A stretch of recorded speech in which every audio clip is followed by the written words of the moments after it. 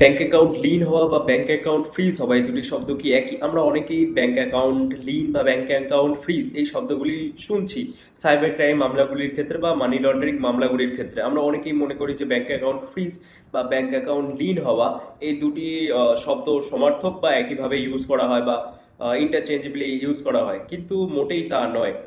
Bank account freeze হওয়া মানে bank account debit fridge হয়ে যাওয়া, অর্থাৎ ব্যাংকের অ্যাকাউন্টে লেনদেন হবে না, টাকা ক্রেডিট হবে, কিন্তু সেই ব্যাংকের অ্যাকাউন্ট থেকে অন্য কাউকে টাকা পাঠানো যাবে না।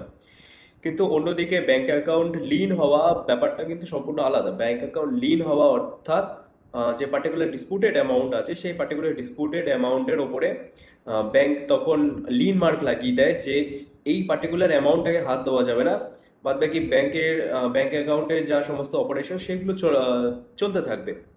অর্থাৎ টাকা পাঠানো বা টাকা নেওয়া, অর্থাৎ ক্রেডিট এবং ডেবিট দুটোই বজায় থাকবে, শুধুমাত্র পার্টিকুলার অ্যামাউন্টটা সেটায় হাত দেওয়া যাবে না। ব্যাংক অ্যাকাউন্ট ফ্রিজ বা ডেবিট ফ্রিজ বেশিরভাগ ক্ষেত্রে হয় যখন সরাসরি স্ক্যামার্সদের অ্যাকাউন্ট এতে যুক্ত থাকে, অর্থাৎ লেয়ার ওয়ান বা লেয়ার টু এই ধরনের ক্ষেত্রগুলিতে, বা বড় অ্যামাউন্টের মানি যদি কোনো অ্যাকাউন্টে ঢোকে সেই ক্ষেত্রে ব্যাংক অ্যাকাউন্ট ফ্রিজ হওয়ার সম্ভাবনা থাকে।